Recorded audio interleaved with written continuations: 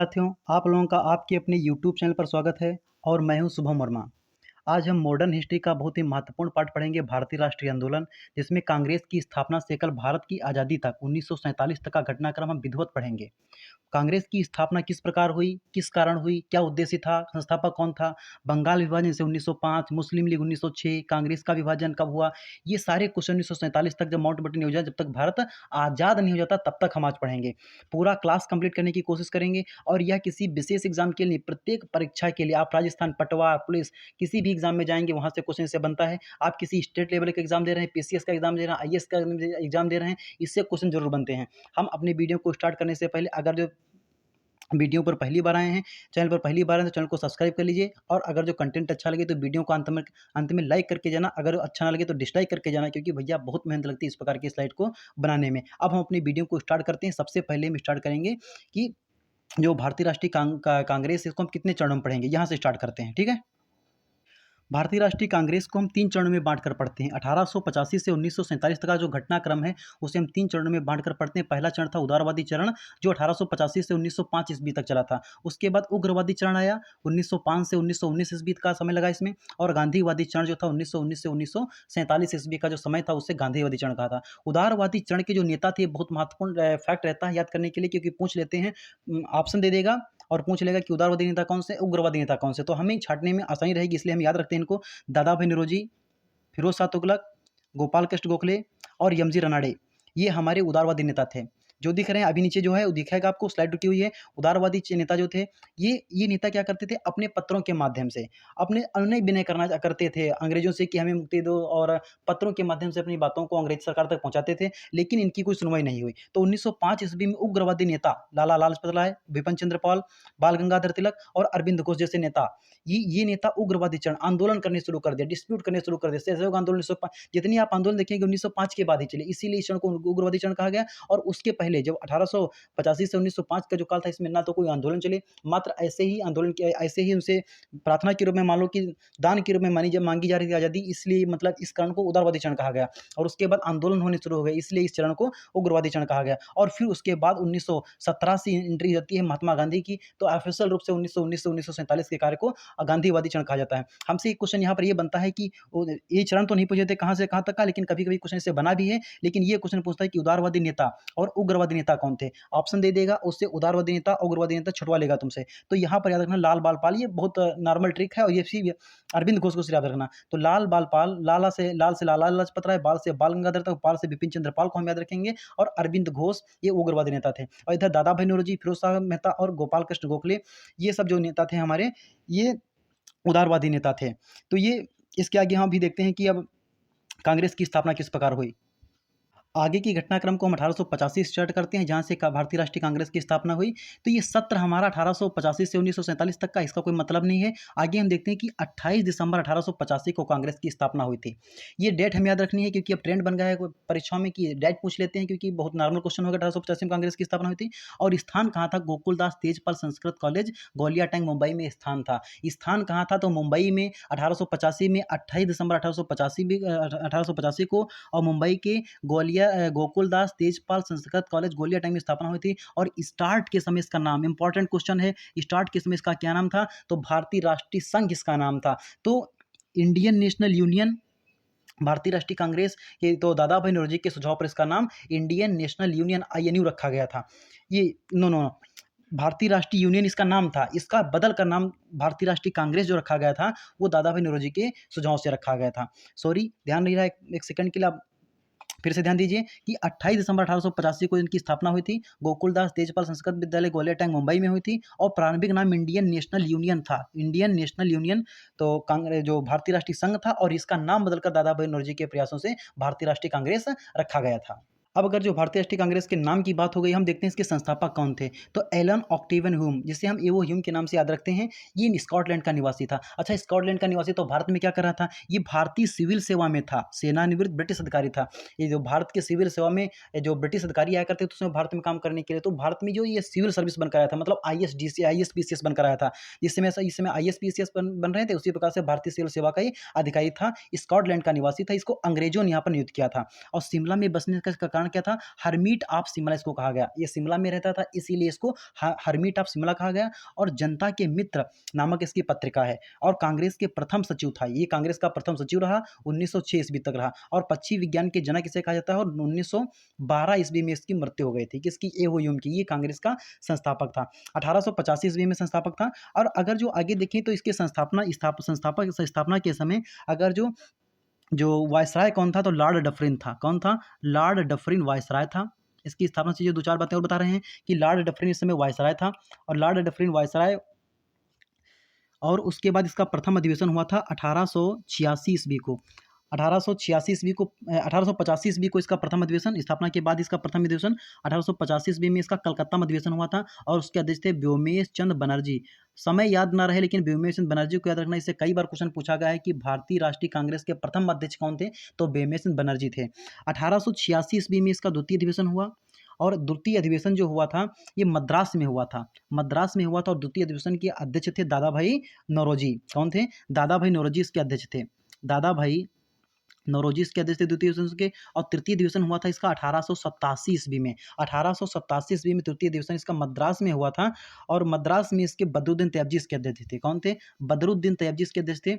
बदरुद्दीन तैयबजी जो पहले मुस्लिम अध्यक्ष थे, कैसे थे, फर्स्ट मुस्लिम अध्यक्ष बदरुद्दीन तैयबजी 1887 ईस्वी में हुए थे। ये मद्रास में हुआ था। और पहला अधिवेशन जो हुआ था कलकत्ता में, दूसरा अधिवेशन भी कलकत्ता में, तीसरा मद्रास में हुआ था। तो ये कांग्रेस के कुछ जुड़े अधिवेशन हैं, उससे महत्वपूर्ण चीज़ें हैं। और इसका विधिवत वीडियो हम एक और देंगे, जो जब कांग्रेस जो अधिवेशन होंगे उसमें बताएंगे आपको। कांग्रेस की स्थापना के बाद हम महत्वपूर्ण घटना एक पहुंचती है, बंगाल विभाजन। 1905 ईस्वी में बंगाल विभाजन किया गया। बंगाल जो क्षेत्र था ये बहुत बड़ा बंगाल क्षेत्र था। बंगाल क्षेत्र बहुत बड़ा होने के साथ साथ बहुत समृद्ध भी था। अंग्रेजी शासन काल में बहुत समृद्ध शासन, कोई अगर जो राज्य था, कोई क्षेत्र था तो बंगाल था। इसीलिए अंग्रेजों की नज़र सदैव बंगाल पर रही। और उसमें बहुत ही बाहुल्य संख्या में मुस्लिम और हिंदू रहा करते थे। अंग्रेज क्या चाहते थे, अंग्रेज मुख्य रूप से क्या, लॉर्ड कर्जन चाहता था कि लॉर्ड कर्जन चाहता था अगर जो हिंदुओं और मुस्लिमों को अगर जो अलग अलग बांट दिया जाए, अलग अलग बांट दिया जाए अगर जो, तो जो है अगर जो दो क्षेत्रों में बढ़ जाएंगे तो ये साथ अगर जो यूनिटी, एकता इनकी नहीं रह पाएगी। और जब एकता नहीं रह पाएगी तो इनको इधर उधर से हम लड़वाते रहेंगे और अपना राज्य, अपना शासन करते रहेंगे। ये इसने कहा था। इसमें यही लिखा है कि हिंदू और मुस्लिम की एकता को तोड़ना और उनको आपस में लड़वाना मुख्य उद्देश्य इनका बंगाल विभाजन का यही था। लॉर्ड कर्जन उस समय गवर्नर जनरल था। 20 जुलाई 1905 को इसका निर्णय लिया गया।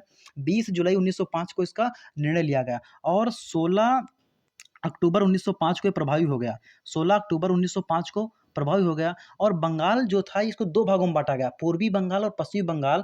बंगाल को दो भागों में बांट दिया गया, पूर्वी बंगाल और पश्चिमी बंगाल। पूर्वी बंगाल जो था इसमें हिंदू बाहुल्य क्षेत्र था। पश्चिमी बंगाल जो वर्तमान में बांग्लादेश बन गया, ये मुस्लिम बाहुल्य क्षेत्र था। मतलब खाली मुस्लिम नहीं थे लेकिन मुस्लिम बाहुल्य क्षेत्र। ये अंग्रेजों की एक चाल थी, नीति थी बंगाल की एकता को भंग करने के लिए। लेकिन ये बंगाली अलग नहीं हुए, बहुत पढ़े लिखे लोग बंगाली थे। आज यार हम लोग कितने मतलब अपने जो उत्तर भारत में चले जाओ तो मतलब थोड़ा पीछे पड़ जाते हैं। बंगाली तब से पढ़े लिखे हैं, आज तो हैं ही हैं, बंगाल आगे है। ये थोड़ा नदियों के प्रभाव से बंगाल पीछे चला गया, लेकिन बंगाल अभी अच्छा हमारा एक स्टेट है जो हमारा बहुत महत्वपूर्ण काम आता है हमारे सदैव। तो बंगाल जो बंगाल विभाजन पर अपने टॉपिक पर आते हैं, तो बंगाल विभाजन में पूर्वी बंगाल और पश्चिमी बंगाल को अलग किया गया था। और इसका विरोध जताया गया भारत में 7 अगस्त 1905 को।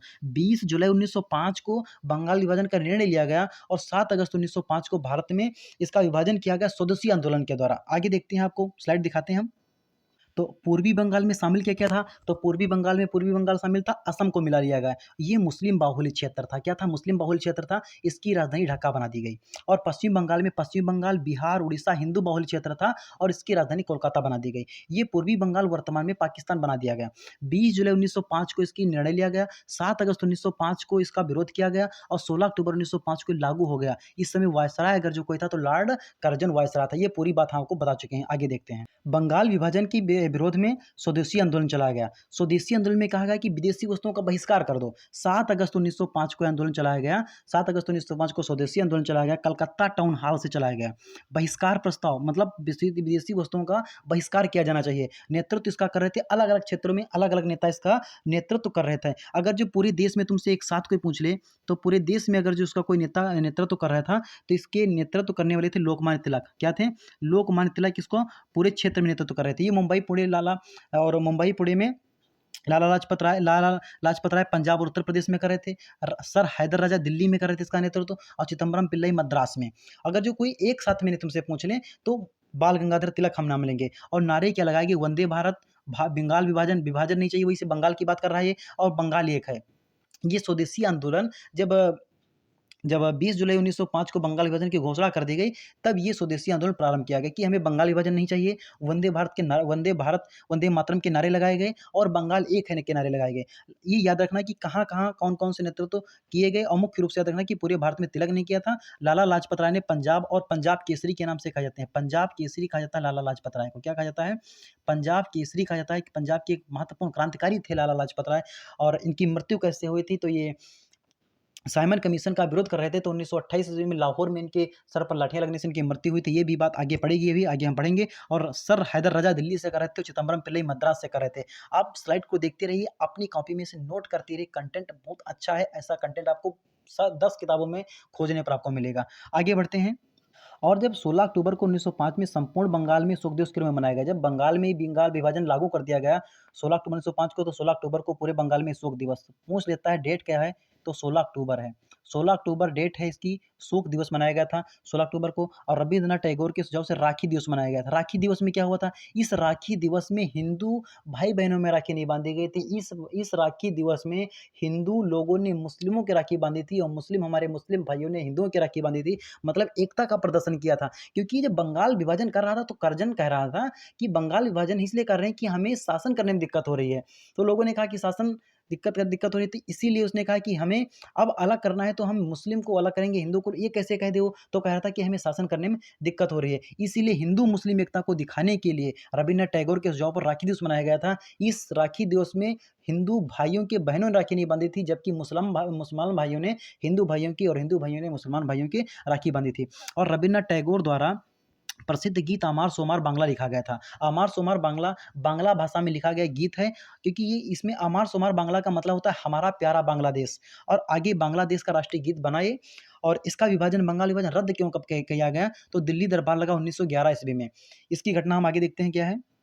1911 में दिल्ली दरबार लगा। दिल्ली दरबार का आयोजन 12 दिसंबर 1911 ईस्वी को कब किया गया था? 12 दिसंबर 1911 ईस्वी को किया गया, और वायसराय लॉर्ड हार्डिंग द्वितीय था इसमें, याद रखना। और ये क्यों किया गया था? जॉर्ज पंचम के स्वागत में किया गया था। ये तीसरे नंबर का दिल्ली दरबार था। इसके पहले 2 बार दिल्ली दरबार और लग चुका था।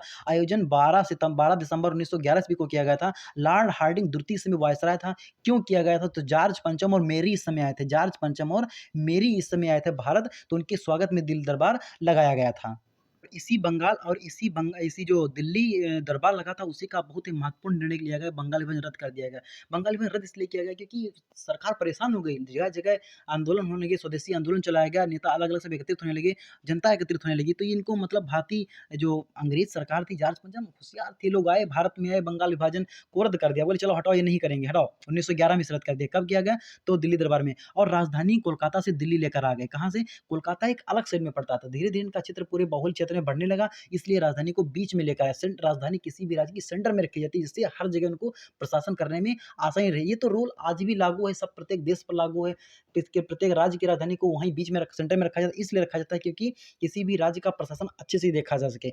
तो जब धीरे-धीरे अंग्रेजी सत्ता का प्रसार होने लगा, तो धीरे-धीरे राजधानी दिल्ली लेकर आए, क्योंकि यहाँ ये मिडल में पड़ता था। यहाँ से पूरा उत्तर भारत, पूरा दक्षिण भारत, ये सब कुछ ये आराम से देख सकते थे। तो 1911 में इसकी घोषणा की गई। लेकिन 1911 में सिर्फ घोषणा की गई, लेकर आए 1 अप्रैल 1912 ईस्वी को भारत की राजधानी दिल्ली बनाई गई। इसके पहले कौन थी? तो इसके पहले याद रखना कलकत्ता राजधानी थी। कौन? कोलकाता राजधानी भारत की इसके पहले थे। तो 1911 में लेकर इसे आए। आगे देखा जाए तो 1912 में बिहार को बंगाल से अलग कर दिया गया। जो पश्चिमी बंगाल था, उसमें जो बिहार और बंगाल एक में थे, इनको अलग कर दिया गया, अलग प्रांत बना दिया गया, जिससे उड़ीसा और झारखंड भी शामिल था। उड़ीसा और झारखंड, जो वर्तमान बिहार था, उसमें उड़ीसा झारखंड शामिल था। तो झारखंड को 2000 में अलग किया गया। बिहार से झारखंड को सन 2000 में 14 जिले अलग कर दिए गए बिहार से, और उसको अलग बना दिया गया झारखंड, और ये बिहार बन गया। 2000 में भारत के 3 राज्य बने। झारखंड बना, और उत्तर प्रदेश से अलग होकर उत्तराखंड बना, और उधर तेलंगाना से अलग होकर सॉरी, ये 2 राज्य बने थे। 2000 में 2 राज्य बने, अपना झारखंड और उत्तर प्रदेश से अलग होकर उत्तराखंड बना था। एक राज्य है भैया, अगर जो आपको याद आ रहा है तो कमेंट करके बताओ प्लीज़। और ये चीज़ें आप बिल्कुल देखो, 1912 ईस्वी में बिहार और बंगाल को अलग करके अलग प्रांत बना दिया गया। बिहार से मतलब बंगाल को अलग कर दिया गया, और बिहार में उड़ीसा और झारखंड को शामिल रखा गया। तो इसे आप नोट करते चलिए। और 1905 के बाद हम आगे बढ़ते हैं तो 1906 में मुस्लिम लीग का गठन किया गया। स्थापना 1906 में हुई थी। अगर जो कभी तुमसे संस्थापक पूछ रहे तो आगा खां को लगाकर भैया मत आना। सैकड़ों लड़के गलती कर आते हैं कि आगा खां को संस्थापक लगाए, जबकि संस्थापक इसके दोनों थे, आगा खां और सलीउल्लाह खां। ये ऑप्शन देगा। अगर जो अब तो ट्रेंड चल गया है, जैसे बिहार पीसीएस में आप देखेंगे तो 5-5 ऑप्शन देने लगे हैं। तो बिहार की कोई परीक्षा का पीसीएस ले, बिहार बीपीएससी बोर्ड ले रहा है तो 5 ऑप्शन दे देता है। तो ये क्वेश्चन लाज़मी पूछा जाएगा कि आगा खां और सलीउल्लाह खां थे, और प्रथम अध्यक्ष इसके आगा खां बनाए गए थे। ये 1906 में इसका ढाका में अधिवेशन होता है, 1907 में कराची अधिवेशन, 1908 में जो अमृतसर अधिवेशन हुआ था, इसमें पृथक निर्वाचन मंडल की मांग की गई थी। पृथक निर्वाचन मंडल की मांग कब की गई थी? तो 1908 के कराची अधिवेशन में किया अमृतसर अधिवेशन में किया गया था। 1907 में कराची अधिवेशन हुआ था। और इसके उद्देश्य क्या थे? तो ब्रिटिश सरकार के प्रति, ब्रिटिश सरकार के प्रति मुसलमानों की निष्ठा को बढ़ाना। ये जो ब्रिटिश सरकार चाहती थी कि मुसलमान हमारे पक्षधर बने। जैसे आज भी राजनीतियाँ सरकारें कर रही हैं कि कोई मुस्लिमों पर हिंदू चुनाव लड़, कोई हिंदू पर चुनाव लड़ रहा है, कोई मुस्लिम पर चुनाव लड़ रहा है। ये अंग्रेज तब दिमाग लगा रहे थे, अंग्रेज दिमाग लगा रहे थे कि ब्रिटिश सत्ता की तरफ झुका लेंगे इनको। मुसलमान जो थे उनकी जब अलग लीग बना देंगे, अलग मुस्लिम लीग बना देंगे, उसको कुछ लाभ देकर उनको अपनी तरफ झुकाएंगे। लेकिन हमारे मुसलमान भाई नहीं झुके, और अंत में झुके भी तो अलग पाकिस्तान को लेकर चले गए। मुसलमानों के राजनीतिक अधिकारों की रक्षा करना, ये कहते थे कि अगर जो अलग मुस्लिम लीग बन जाएगी तो उनके राजनीतिक अधिकारी कहते जो हिंदू हैं ये मुसलमानों के राजनीतिक अधिकारों को मार रहे हैं, इसीलिए अलग से मुस्लिम लीग की हम स्थापना कर रहे हैं, जो आगे चलकर आगे पाकिस्तान बांग्लादेश बना था। कांग्रेस के प्रति मुसलमानों की घृणा उत्पन्न करना था। लेकिन ये सब कहने की सिर्फ बातें थी कि मुसलमानों के प्रति निष्ठा उत्पन्न बढ़ाना और राजनीतिक अधिकारों की रक्षा करना, ये सिर्फ अंग्रेजों की कहने की बातें थी। मेन कारण इनका था कांग्रेस को तोड़ना। अब कांग्रेस इनके लिए सरदर्द बनती जा रही थी। भारत के हिंदू मुस्लिम एकत्र होते, एक मंच पर आ रहे थे, तो कांग्रेस के प्रति मुसलमानों की घृणा उत्पन्न करना मेन कारण इनका यही था कि कांग्रेस के प्रति मुसलमानों में घृणा उत्पन्न करने के लिए मुस्लिम लीग की स्थापना की। ये साले अंग्रेजों ने भारत को तोड़कर पाकिस्तान बनाया, वरना भारत आज कहाँ अलग होने थे? कहाँ भारत में जो मुसलमान किनको दिक्कत है? कौन से हिंदू को दिक्कत पाकिस्तान में? क्या समस्याएं हम लोगों को हैं यार? सभी तो साथ में रह रहे हैं। 1906 जो भारत का मुसलमान हो भारत के लिए जिएगा, जो पाकिस्तान का मुसलमान पाकिस्तान के लिए जीवित है। तो ये सब अंग्रेजों की नीतियां थी। अब हम 1906 के बाद देखते हैं 1907 की घटना। हम प्रत्येक साल को अलग-अलग एक-एक साल को पढ़ते आ रहे हैं। बिल्कुल नोट करते चलना, एक क्वेश्चन यहाँ से बीट नहीं होना चाहिए आपका। 1907 में कांग्रेस का सूरत अधिवेशन, और जो चीज़ें लिखी नहीं वो हम लिख रहे हैं। आप देखिए, दोनों को अपने अलग-अलग नोट्स बनाइए। सूरत अधिवेशन जो था 1907 में, इस अधिवेशन की अध्यक्षता की थी रास बिहारी बोस ने। किसने की थी? रास बिहारी बोस इसके अध्यक्ष थे। कौन थे? तो रास बिहारी बोस इस सूरत अधिवेशन के अध्यक्ष थे। ये लिखा है, रास बिहारी बोस सूरत अधिवेशन अध्यक्ष थे। और सूरत जो है ताप्ती नदी किनारे स्थित है। सूरत ताप्ती नदी किनारे गुजरात का एक राज्य, गुजरात राज्य का एक जिला है सूरत, ताप्ती नदी के किनारे स्थित है गुजरात में। और कांग्रेस का विभाजन कर दिया गया। क्यों किया गया? अध्यक्ष पद को लेकर। यार हमारे देश में आज भी लड़ाइयाँ राजनीतिक क्षेत्र में हर पार्टी में होती रहती हैं। कहते हैं कि मोदी जी जेपी नड्डा को हटाकर मुख्यमंत्री प्रधानमंत्री बन गए। यार कौन नहीं बना चाहेगा? हमारे उत्तर प्रदेश में आप चले जाइए, कहते हैं योगी आदित्यनाथ जी का कोई समय नहीं था, दूसरे बनने वाले थे, लेकिन योगी आदित्यनाथ जी बन गए।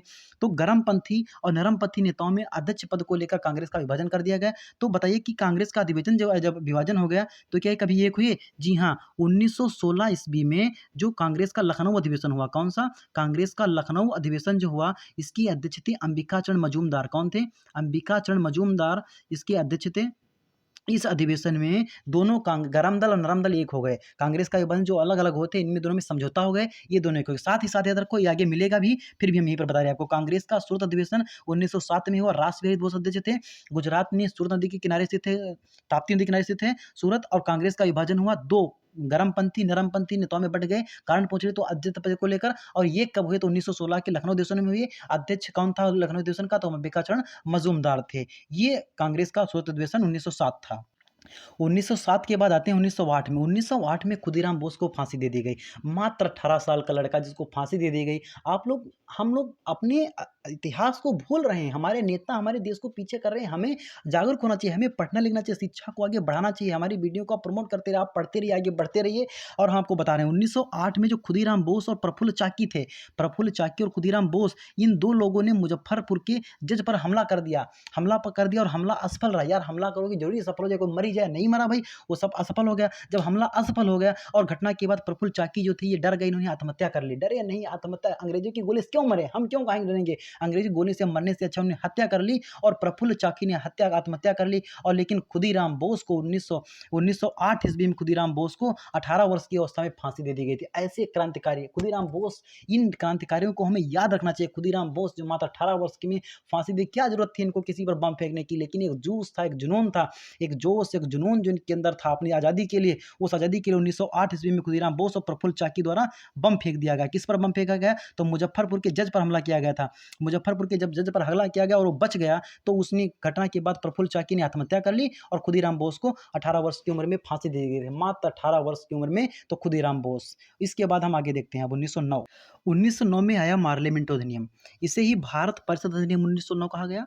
भारत परिषद अधिनियम 1909 और इसे ही मार्लियामेंटो अधिनियम 1909 कहते हैं। ये मार्लियामेंटो दो अलग-अलग व्यक्ति थे। कौन थे? ये दोनों अलग-अलग व्यक्ति थे। लॉर्ड मिंटो भारत का वायसराय था। इस समय जो लॉर्ड मिंटो था ये वायसराय था। वायसराय इसमें अगर जो पूछ ले अलग-अलग नामों में, तो लॉर्ड मिंटो वायसराय था और लॉर्ड मार्ले, जो मार्ले था, ये भारत का सचिव था, भारत का सचिव था, भारत सचिव इसे कहा जाता था। ये भारत सचिव था उस समय और इन दोनों ने मिलकर एक भारत परिषद अधिनियम बनाया, इसीलिए इनके नाम पर इसे भारत परिषद अधिनियम 1909 कह दिया गया।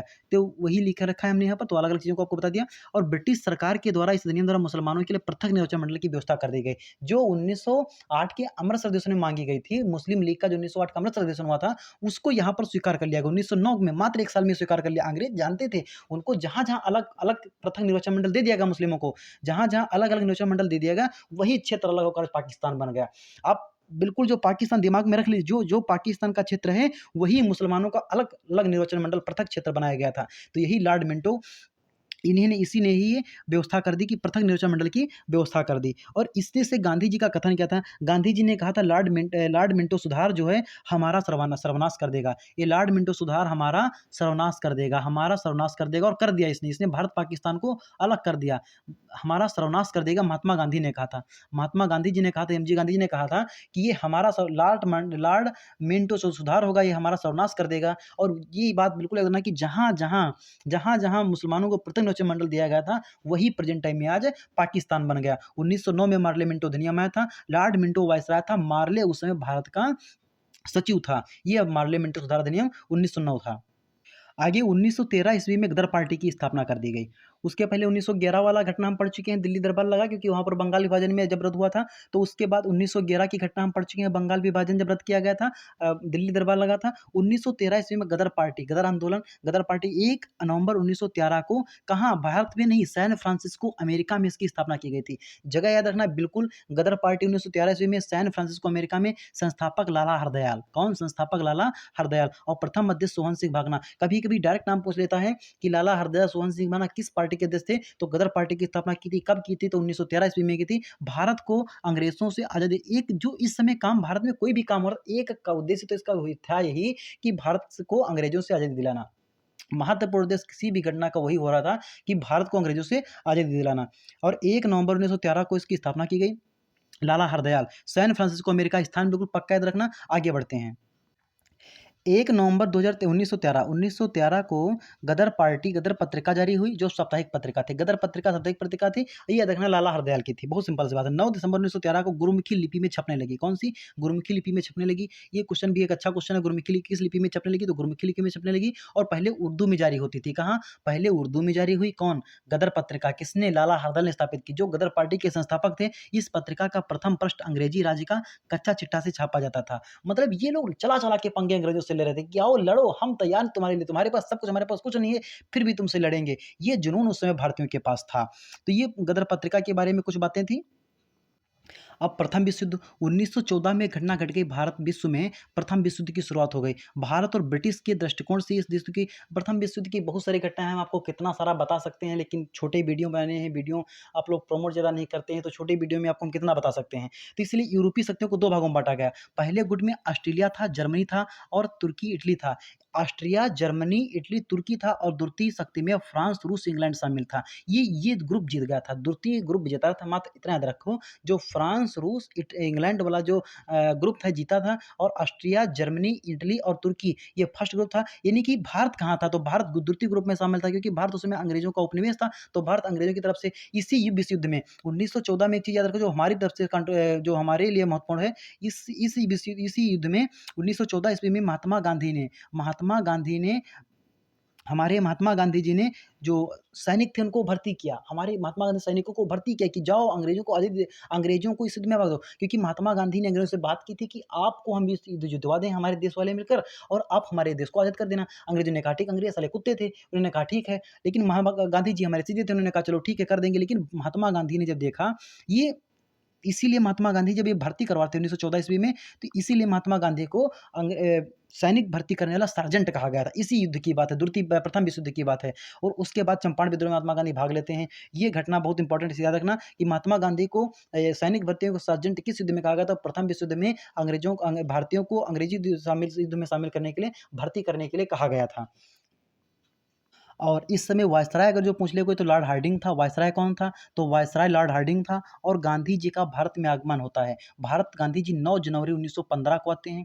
9 जनवरी 1915 को गांधी जी भारत वापस आए, और साउथ अफ्रीका से भारत वापस आए। 9 जनवरी को भारत में प्रवासी दिवस मनाते हैं। भारतीय प्रवासी दिवस 9 जनवरी को मनाते हैं, क्योंकि इस दिन महात्मा गांधी जी भारत वापस आए थे। और प्रथम विश्व युद्ध में ब्रिटिश सरकार के युद्ध में आर्थिक एवं सैन्य सभी प्रकार से मदद की गई थी। गांधी जी खुश होकर गांधी जी को कैसरे हिंद की उपाधि थी। गांधी जी ने खूब मदद की थी। गांधी जी की बात हुई थी अंग्रेजों से कि अंग्रेज सरकार से कि मतलब अगर जो हम तुम्हें मदद कर देंगे तो हमें आप आज़ाद कर देंगे। बिल्कुल सही कहा अंग्रेजों ने, बिल्कुल सही कहा, ठीक है। लेकिन अंग्रेज कुत्ते कमीने थे, उन्होंने नहीं किया ऐसा। लोगों ने गांधी जी को भर्ती करने सर्जेंट कहा, और भारत की जनता समझ रही थी कि गांधी जी ऐसे कर रहे हैं, तो भारतीय जनता ने कहा क्या, भर्ती करने सर्जेंट इनको कहा गया। तो ये 1915 में गांधी जी भारत वापस आए थे। और लॉर्ड हार्डिंग उसमें वायसराय, याद रखना कि 1914 से 18 के करीब में जो वायसराय था, तो लॉर्ड हार्डिंग था। और आगे 1916 का लखनऊ अधिवेशन। 1916 में जो लखनऊ अधिवेशन हुआ था, हम आपको पूरा बता चुके हैं कि इसके अध्यक्ष अंबिकाचरण मजूमदार थे। आपने वहाँ नोट नहीं किया तो यहाँ नोट कर लीजिए सिर्फ आप। नरमपंथी गरमपंथी में एकता हो गई, और इस अधिवेशन में कांग्रेस लीग समझौता लखनऊ पैक्ट, क्योंकि इसी समय 1916 में ही लखनऊ में ही एक अधिवेशन मुस्लिम लीग का अधिवेशन हुआ था। अलग निर्वाचन की मंडली की मांगी गई थी। तो ये चीज़ें बिल्कुल पूरी हम आपको बता चुके हैं, सिर्फ यहाँ पर आप नोट कर लीजिए एक बार। अंबिकाचरण मजूमदार अध्यक्षता करे थे, नरमपंथी गरमपंथी में एकता हो गई। 1916 में लखनऊ अधिवेशन, अच्छा क्वेश्चन है देखना। 1916 में 1914-15 के 16 के बाद 1916 में ही होम रूल आंदोलन का गठन किया गया। होम रूल लीग आंदोलन चलाया गया। इस समय वायसराय लॉर्ड चेम्सफोर्ड बन गया था। वायसराय लॉर्ड चेम्सफोर्ड बन गया था। आयरलैंड का शब्द है ये। होम रूल लीग जो है आयरलैंड का शब्द है। इसका अर्थ है स्वशासन। स्व मतलब खुद का शासन, खुद का शोषण करना, ये स्वशासन इसका अर्थ होता है। ये 2 जगह चला। तिलक का होम रूल एरियल अलग था, और एक हमारी एनी बेसंट जी का होम रूल आंदोलन अलग था। ये महाराष्ट्र कर्नाटक क्षेत्र में चला। इसका मुख्यालय बेलगांव बनाया गया, और 28 अप्रैल 1916 को तिलक का होम रूल आंदोलन चला था। महाराष्ट्र क्षेत्र में मुख्य रूप से चला था ये। और जहाँ तिलक के स्थान को छोड़ दिया जाएगा तो वहाँ पर एनी बेसंट का मद्रास तमिलनाडु इसका अड्यार केंद्र बनाया गया। 1 सितंबर 1916 को चलाया गया था। और कॉमनवेल्थ पत्रिका को जो देखा जाए तो एनी बेसंट की पत्रिकाएं थी। ये भी आगे क्वेश्चन लिखे हैं, आप यहाँ से नोट करते चलिए जो नोट है। और उद्देश्य स्वराज की स्थापना करना उद्देश्य था। तो जो तिलक था, जो तिलक जी थे, इनके जो जो होम रूल की स्थापना की थी, इनका उद्देश्य क्या था कि उन्होंने कहा कि हम स्वराज की स्थापना करेंगे। दोनों का उद्देश्य था स्वराज की स्थापना करना। इसके सचिव थे जॉर्ज अरुंडेल, और इसके सचिव थे तिलक जी। और स्वराज हमारा जन्मसिद्ध अधिकार है, ये कथन इन्होंने कहा था। स्वराज मेरा जन्मसिद्ध अधिकार, इसे हम लेकर रहेंगे। किस आंदोलन में कहा था? तो 1916 के होम रूल आंदोलन में इन्होंने कहा था। 19 की स्थापना, दोनों का स्वशासन की स्थापना, इनका था स्वराज की स्थापना करना। चीज़ें लिखी हैं, आप लिखते रहिए, साथ में पढ़ते रहिए, अच्छा कंटेंट है। बढ़ते रहिए आगे, पढ़ते रहिए, बढ़ते रहिए आगे। अब 1917 में चंपारण विद्रोह हुआ। चंपारण सत्याग्रह किया गया। ये महात्मा गांधी का अगर जो देखा जाए तो धरती पर पहला आंदोलन था। मतलब व्यक्तिगत रूप से जब धरती पर उतर आए, महात्मा गांधी काम तो पहले से कर रहे थे। 1914 में जैसे भर्ती कर रहे थे, 1915 में भर्ती करने सर्जेंट कहा गया, बाकी चुनाव लड़ रहे थे जगह जगह पर, और कांग्रेस का अध्यक्ष कर रहे थे। लेकिन व्यक्तिगत रूप से धरती पर उतरा है तो पहली बार इनका आंदोलन चंपारण सत्याग्रह किया गया, जब लोगों से मुलाकात की। पहली बार गांधी जी सत्याग्रह का प्रयोग साउथ अफ्रीका 1893 में किया गया था। और भारत में पहली बार सत्याग्रह का प्रयोग किया गया चंपारण में किया गया, 1917 ईस्वी में किया गया। इसमें क्या था? तिनकठिया प्रथा को समाप्त करना। जो हमारे बिहार के लोग थे, बिहार बंगाल के लोग थे, बहुत ज़्यादा दुखी थे। इनसे अंग्रेज को नील कितनी फायदा होता था। ये कहते हैं तिनकठिया प्रथा को समाप्त करना। इसका उद्देश्य था कि तिनकठिया को प्रथा को समाप्त किया जाए, तो बंगाल जो हमारी ये चंपारण विद्रोह का उद्देश्य था कि तिनकटियों को प्रशासन को समाप्त किया जाए। ये एक दृष्टिकोण देखिए, महात्मा गांधी जी वो नेता जो 1915 में भर्ती कर रहे थे लोगों को भर्ती करते अंग्रेजों को चुनाव जिता रहे थे। लेकिन जब उनको लगा कि अंग्रेज ऐसे नहीं मानेंगे तो वो 1917 में धरती पर उतरे, बिहार गए। बिहार में घर-घर जाकर लोगों के फाइलें बनाने लगे कि क्या दिक्कत है? बताओ तुम्हें कितनी ज़मीन है, कितनी खेती पल्ली खेती करी जा रहे हो? क्या दिक्कत तुमको? कितना समाज मिल नहीं मिल रहा है? और इसके बाद महात्मा गांधी को जब बना दिया गया, तुरंत एक कमेटी का सदस्य बनाया गया और उस कमेटी के सामने हज़ारों फाइलें डाल दी महात्मा गांधी ने। कहा लो देखो इस फाइलों में कितना जनता दुखी है। उन फाइलों में जब 10 लोग थे, 10 सदस्य थे, उसमें जब देखा गया तो प्रत्येक और जब चेक किया गया डाटा तो प्रत्येक व्यक्ति के घर-घर का डाटा निकला। तो ये तिनकठिया प्रथा समाप्त कर दी गई। 3/20 बात को समझना, 3/20 जो नील की खेती को तिनकठिया प्रथा को उद्देश्य को समाप्त करना और चंपारण विद्रोह के बाद महात्मा गांधी ने तिनकठिया प्रथा को समाप्त भी कर दिया था। एकमात्र उद्देश्य महात्मा गांधी जी का इसका उद्देश्य का यही था। 1900 और 1917 के बाद 1918 में अहमदाबाद मिल मजदूर आंदोलन किया गया। तो कारण क्या था? मिल मजदूर द्वारा प्लेग बोनस नहीं दिया जाता था। प्लेग बोनस नहीं देना, आंदोलन कंपनी 35% बोनस देने को तैयार हुई। देखो जो जो मिल मजदूर थे उसमें प्लेग जो बोनस चल रहा था, प्लेग के समय में जो छुट्टी होती थी उसका बोनस अंग्रेज सरकार नहीं दे रही थी। वो कंपनियाँ नहीं दे रही थी। अंग्रेज सरकारों के अधीन कंपनियाँ थी, वो अंग्रेज कंपनियाँ नहीं दे रही थी। इसलिए महात्मा गांधी ने ये आंदोलन किया। 35% बोनस देना तैयार हो गई थी। यह महात्मा गांधी का प्रथम भूख हड़ताल था। अगर जो पूछे महात्मा गांधी का प्रथम भूख हड़ताल कब हुआ था? तो अहमदाबाद मिल मजदूर में होता है। अहमदाबाद कहाँ है? तो आप भली बात पर से जानते हैं, गुजरात में हमारे अहमदाबाद है। वहाँ पर मिल मजदूर आंदोलन 1918 में हुआ था। तो 1917 में चंपारण, 1918 में अहमदाबाद मिल मजदूर आंदोलन। और फिर 1918 में ही एक खेड़ा आंदोलन, खेड़ा सत्याग्रह, कर नहीं आंदोलन इसे कहा गया। कर नहीं तो आंदोलन करेंगे। फसल नष्ट होने के बाद भी अंग्रेज सरकार किसानों से लगान वसूल रही थी। जब जैसे हमारे भारत में आज भी नदियाँ हैं, बाढ़ आती है, समुद्र किनारे जो हैं वहाँ पर सुनामी आती है, तूफान आता है। इसलिए जो फसल जब नष्ट हो जाए उसके बाद भी कर देना। जब हमारे पास आय का स्रोत मात्र खेती है और हमारी जब फसल नष्ट हो जाए हम कर कहाँ से देंगे? लेकिन अंग्रेज सरकार वो यार, उनको पैसा चाहिए। पैसा लेकर वो अपने देश भाग जाइए, मुद्रा बना रखी है कि पैसा लेकर अंग्रेज भाग जाएँ। तो ये अंग्रेज चाहे अंग्रेजी मतलब इंग्लैंड चले जाएँ।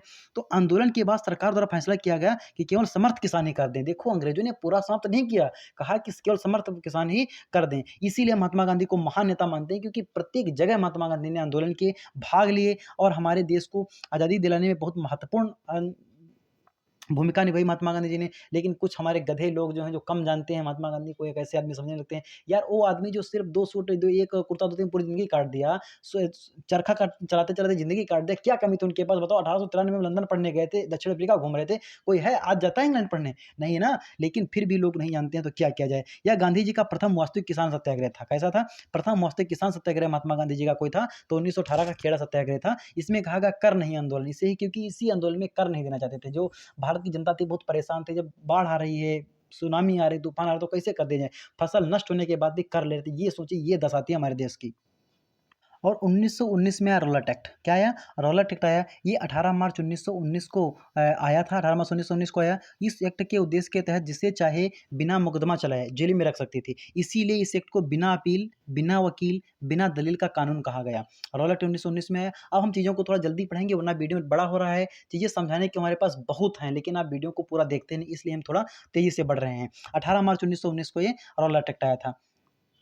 और महात्मा गांधी जी ने 6 अप्रैल 1919 को पूरे भारत में भूख हड़ताल चलाया इस एक्ट के खिलाफ। रौलट एक्ट के खिलाफ 6 अप्रैल 1919 को महात्मा गांधी ने पूरे भारत में भूख हड़ताल चलाया और 10 अप्रैल 1919 को पंजाब के लोकप्रिय नेता सैफुद्दीन किचलू और सत्यपाल को हड़ताल के दौरान हिमाचल प्रदेश से गिरफ्तार कर लिया गया। सुनो, यहीं से जोड़ना चीज़ों को कि 10 अप्रैल 1919 को पंजाब के लोकप्रिय नेता सैफुद्दीन किचलू और सत्यपाल मलिक को गुजरात हिमाचल प्रदेश से गिरफ्तार कर लिया गया। इसी भूख हड़ताल में गिरफ्तार कर लिया गया था। इसीलिए इसीलिए 10 अप्रैल की घटना है। और 13 अप्रैल सुनो, 13 अप्रैल 13 अप्रैल 1919 को घटना घटी जिससे कहा गया जलियांवाला बाग हत्याकांड। जलियांवाला बाग हत्याकांड 13 अप्रैल 1919 को घटना घटी। क्यों घटी? ये जो सैफुद्दीन किचलू को सुनो, सैफुद्दीन किचलू, सत्यपाल मलिक को जो गिरफ्तार किया गया था, इनकी गिरफ्तारी का विरोध जता रही थी पंजाब की जनता। इसीलिए 13 अप्रैल 1919 को जलियांवाला बाग हत्याकांड घटना घटी। ये एक जगह एकत्रित हुए।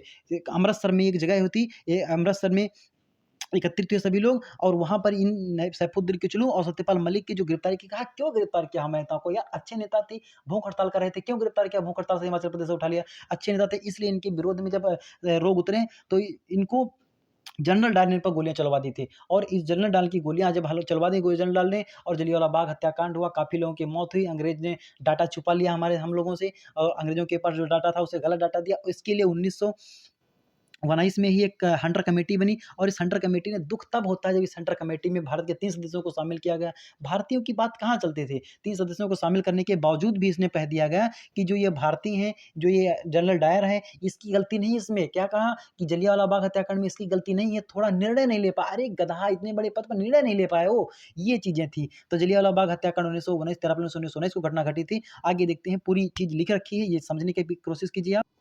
ये पूरा जलियांवाला बाग हत्याकांड 1919 की घटना है और वही जो पीछू जी पूरी चीज़ बता चुकी है। दौरान सैफुद्दीन किचलू और सत्यपाल मलिक को गिरफ्तार के विरोध में जलियांवाला बाग में हम सरकार में नीतियों की विरोध सभा का आयोजन कर रहे थे और कमांडर जनरल डायर ने यहाँ पर गोलियां चलाने के हजारों लोगों की मृत्यु हो गई थी। पूरी बात आपको बता चुकी है और स्पष्ट रूप से पता है, बैसाखी के दिन ये घटना घटी थी। बैसाखी के दिन ये घटना घटी थी, तो ये चीज़ें याद रखनी है। जलियांवाला बाग हत्याकांड के विरोध में गांधी जी ने अपनी केसरी हिंद की उपाधि को त्याग दिया, तो रविन्द्रनाथ टैगोर ने अपनी नाइटहुड की उपाधि को त्याग दिया, तो जमनालाल बजाज ये राजस्थान के बड़े क्रांतिकारी थे, इन्होंने अपनी राय बहादुर की उपाधि को त्याग दिया था। ये जलियांवाला बाग हत्याकांड के विरोध में अपनी उपाधियां लौटा दी थी, तो इन लोगों ने लौटा दी थी। महात्मा गांधी जी ने भी केसरी हिंद की उपाधि लौटा दी, रविन्द्रनाथ टैगोर ने अपनी नाइटहुड की उपाधि लौटा दी और जमनालाल बजाज ने राय बहादुर की उपाधि को लौटा दिया था। घटना घटी इसके बाद जलियांवाला बाग हत्याकांड 21 वर्ष बाद 1940 ईस्वी में उधम सिंह ने लंदन जाकर गोली मार दी थी। जनरल डायर को गोली मार दी। डायर की हत्या गोली मारकर हत्या कर दी थी। उसके बाद ये जाकर बदला पूरा होता है। असंतोष के कारण घटना की जांच के लिए हंटर कमीशन, ये आपको बता चुकी है। हंटर कमेटी ने जो हंटर कमीशन ने बहुत गलत रिपोर्ट दे दी। भारत के 3 सदस्य शामिल थे, लेकिन भारतीयों की तब कहाँ चलने वाली थी। तो 21 साल बाद उसके बाद 1940 ईस्वी में उधम सिंह ने जाकर लंदन जाकर इसे गोली मार दी थी। ऐसे भी लोग हमारे देश में हुए थे। अब हम देखते हैं खिलाफत आंदोलन 1919 जो हुआ था, तो ब्रिटिश सरकार के द्वारा प्रथम विश्व युद्ध जीतने के बाद तुर्की साम्राज्य को दंडित करना चाहती थी। देखो, प्रथम विश्व युद्ध हमने बताया कि तुर्की उधर शामिल था, जो हार गई थी घटना, जो हारी थी जर्मनी, तुर्की वगैरह। और इंग्लैंड जो जीता था उसमें भारतीय मुसलमान अंग्रेजों से नाराज़ हो गए। जब ये जीत गए अंग्रेज, इंग्लैंड जब जीत गए, तो जो है प्रथम विश्व युद्ध जीतने के बाद 1918 14 से 1918 तक तो इस युद्ध चला। और 1919 में जब ये युद्ध समाप्त हुआ, 1918 में समाप्त हुआ, तो 1919 में अंग्रेज सरकार चाहती थी कि जो तुर्की थी उसके मुसलमानों को परेशान किया जाए। तो भारत की जनता इससे दुखी हुई। भारत की जो मुस्लिम जनता थी वो परेशान रही। तो प्रथम विश्व युद्ध के बाद जो ये चीज़ें हमको बता चुकी हैं, आप फिर से पीछे देखिए, वीडियो ज़्यादा लंबा होता जा रहा है। तो ये उसके लिए भारत में खिलाफत आंदोलन चलाया गया था। और 1920 में हम देखेंगे असहयोग आंदोलन 1920 ईस्वी में चला था। 1 अगस्त 1920 को असहयोग आंदोलन चला गया। उद्देश्य क्या था? स्वराज को प्राप्त करना। स्वराज मतलब अपना राज्य को प्राप्त करना, अपने देश को प्राप्त करना। जलियांवाला बाग हत्याकांड को न्याय दिलाना, जलियांवाला बाग हत्याकांड को न्याय दिलाना और खिलाफत आंदोलन को खिलाफत आंदोलन को न्याय दिलाना, ये गलत लिखा है, न्याय दिलाना, खिलाफत आंदोलन को न्याय दिलाना और ब्रिटिश सरकार की सहयोग ब्रिटिश सरकार का सहयोग नहीं करना, ब्रिटिश सरकार का सहयोग नहीं करना और खिलाफत आंदोलन को न्याय दिलाना, जलियांवाला बाग हत्याकांड को न्याय दिलाना, स्वराज को प्राप्त करना। 1 अगस्त 1920 को असहयोग आंदोलन भारत में चला। डेट याद रखना, 1 अगस्त 1920। असहयोग आंदोलन हमारा चला था, इसका जो प्रस्ताव कब पारित किया गया था, तो कांग्रेस अधिवेशन 1920 में जो हुआ था, कलकत्ता में हुआ था और इसके अध्यक्ष हमारे लाला लाजपत राय थे। उनकी अध्यक्षता में कांग्रेस अधिवेशन हुआ था और उसी में असहयोग आंदोलन पारित किया गया था। असहयोग आंदोलन के तहत तिलक स्वराज फंड की स्थापना की गई थी, जिसमें 1 करोड़ से ज़्यादा रुपया जमा हो गया था। इसी समय तिलक स्वराज भारत में पैसों की कमी पड़ी, तो तिलक स्वराज फंड की स्थापना की, तो भारतीय जनता ने दान दे दिया। 1 करोड़ रुपये उस समय एकत्रित हो गया था और छात्रों ने शिक्षण संस्थान का बहिष्कार कर दिया था इसी आंदोलन के समय। छात्रों ने शिक्षण संस्थानों का बहिष्कार कर दिया, वकीलों द्वारा न्यायालय का बहिष्कार कर दिया गया, विदेशी वस्तुओं का बहिष्कार कर दिया गया, जलाया गया। ये असहयोग आंदोलन का मुख्य कि अंग्रेजों को साथ न देना। असहयोग मतलब अंग्रेजों का साथ अब नहीं देंगे हम, और संपूर्ण भारत में हड़ताल कर दिया गया था। और ये आंदोलन कब हो गया, तो 5 फरवरी 1922 को एक घटना घटी, चौरी चौरा हत्याकांड। महात्मा गांधी ने इस आंदोलन को वापस कर लिया था। चौरी चौरा घटना उत्तर प्रदेश के गोरखपुर से जुड़ी हुई है। चौरी चौरा घटना जो है 5 फरवरी 1922 को घटना घटी थी। गोरखपुर, यूपी गोरखपुर में एक स्टेशन था, पुलिस स्टेशन में उग्र भीड़ घुस गई, स्टेशन को जला दिया, पुलिस वालों को मार दिया, जो मिल गया उसे मार दिया, पुलिस स्टेशन को उड़ा दिया। वो एक आवेशित भीड़ थी, गुस्सा में आई भीड़ थी, अंदर उसके स्टेशन के अंदर घुस गए। चौरी चौरा ये इसमें महात्मा गांधी ने इस आंदोलन को अहिंसात्मक चलाया था, लेकिन इसमें हिंसा हो गई, तो इस आंदोलन को 11 फरवरी को वापस लिया था महात्मा गांधी ने। किसको? असहयोग आंदोलन को। क्यों वापस लिया था? तो 5 फरवरी को जो चौरी चौरा घटनाकांड हो गया था, उसके लिए वापस ले लिया था। और इसके लिए जो असहयोग आंदोलन चला था, इसमें छात्रों स्कूल जाना छोड़ दिए, वकीलों ने कोर्ट जाना छोड़ दिया और विदेशी वस्तुओं का बहिष्कार कर दिया, कि संपूर्ण भारत में हड़ताल कर दी गई। ये काम कराए गए भारत में। असहयोग आंदोलन वापस कब लिया गया? तो चौरी चौरा हत्याकांड के बाद 11 फरवरी को वापस ले लिया गया था। तो 1922 महात्मा गांधी जी ने इस आंदोलन को वापस ले लिया। ये गलत लिखा है, 12-11 फरवरी को वापस ले लिया गया था। असहयोग आंदोलन को वापस ले लिया गया था। 10 मार्च 1922 को महात्मा गांधी को गिरफ्तार कर लिया गया। असहयोग आंदोलन समाप्त होते ही महात्मा गांधी को गिरफ्तार कर लिया गया तुरंत और 6 वर्षों की कैद की सज़ा हो गई, लेकिन उनका जो तबीयत ठीक नहीं थी, स्वास्थ्य खराब था, इसीलिए महात्मा गांधी जी को फरवरी 1924 ईस्वी में रिहा कर दिया गया। कब रिहा कर दिया गया? तो फरवरी 1924 ईस्वी में रिहा कर। ये चौरी चौरा घटना की कुछ इमेज हैं। उत्तर प्रदेश के गोरखपुर में चौरी चौरा स्थान पर 5 फरवरी को घटना घटी। आंदोलनकारियों पुलिस द्वारा गोली चलाए जाने के कारण भीड़ में पुलिस थाना में आग लगाया गया और 22 सिपाहियों की इसमें मौत हो गई थी और इसमें लॉर्ड रीडिंग वायसराय था। वायसराय याद रखना, लॉर्ड रीडिंग वायसराय था। और बाकी कंटेंट को लिख लेना, अच्छा कंटेंट है, अलग-अलग जगह से खोज कर लिखा गया कंटेंट है। लॉर्ड रीडिंग द्वारा तत्कालीन गवर्नर जनरल से, ये याद रखना। बाकी पूरी घटना आपको हम पीछे बता चुके हैं उत्तेजित अवस्था में। और 1922 के बाद हम देखते हैं 1923 में स्वराज पार्टी का गठन किया गया था और इस आंदोलन की सहयोग की समाप्ति के गांधी जेल जाने के बाद स्वराज पार्टी की स्थापना हुई। आंदोलन जब समाप्त हो गया तो महात्मा गांधी जेल चले गए। 1924 में जेल से बाहर है स्वास्थ्य खराब होने के कारण, लेकिन कांग्रेस के अंदर रह रहे स्वदेशी सरकार के गठन की मांग करना। अध्यक्ष इसके चितरंजन दास थे और सचिव उसके मोतीलाल नेहरू थे। स्वराज पार्टी 1923 में अध्यक्ष चितरंजन दास और मोतीलाल नेहरू, मतलब चितरंजन दास मोतीलाल नेहरू ने स्वराज पार्टी की स्थापना 1923 ईस्वी में की थी। ये पूरा वीडियो हम आप तक दे चुके हैं। 1924 में बेलगांव का अधिवेशन, एक और याद बात याद रख लो। 1924 में कर्नाटक के बेलगांव में एक अधिवेशन हुआ। बेलगांव कहाँ है? कर्नाटक में। बेलगांव कर्नाटक में अधिवेशन हुआ। इस अधिवेशन की अध्यक्षता महात्मा गांधी ने की। महात्मा गांधी ने इस अधिवेशन की अध्यक्षता की। महात्मा गांधी एकमात्र अधिवेशन की अध्यक्षता की कांग्रेस की, वही बेलगांव अधिवेशन कर्नाटक की। और 1925 में एक अधिवेशन हुआ। 1925 में 1925 में कानपुर अधिवेशन हुआ। 1925 में कानपुर अधिवेशन हुआ। कानपुर अधिवेशन की अध्यक्षता की थी हमारी पहली भारतीय महिला, जिन्होंने पहली भारतीय महिला जिन्होंने कांग्रेस की अध्यक्षता की, वो थी हमारी जो 1925 में तो सरोजिनी नायडू ने इसकी अध्यक्षता की। याद नहीं आ रहा था, अब याद है, सरोजिनी नायडू इसकी अध्यक्षता करी थी। और ये 2 अधिवेशन याद रखना, 1925 में बेलगांव अधिवेशन, 1924 में बेलगांव अधिवेशन, 1925 में कानपुर अधिवेशन। कानपुर अधिवेशन की अध्यक्षता सरोजिनी नायडू की थी, भारत की पहली महिला कांग्रेस अध्यक्ष। और उसके पहले अगर जो कांग्रेस की पहली महिला अध्यक्ष पूछे अगर जो, तो कांग्रेस की पहली महिला अध्यक्ष थी एनी बेसेंट और कांग्रेस की भारतीय पहली महिला अध्यक्ष थी सरोजिनी नायडू। अब 1925 के आगे का घटनाक्रम, 1925 के आगे का घटनाक्रम, काकोरी षड्यंत्र कब हुआ था? 9 अगस्त 1925 को हुआ था। और साइमन कमीशन, लाहौर अधिवेशन, डांडी मार्च और 1947 में माउंटबेटन योजना के भारत को आज़ादी।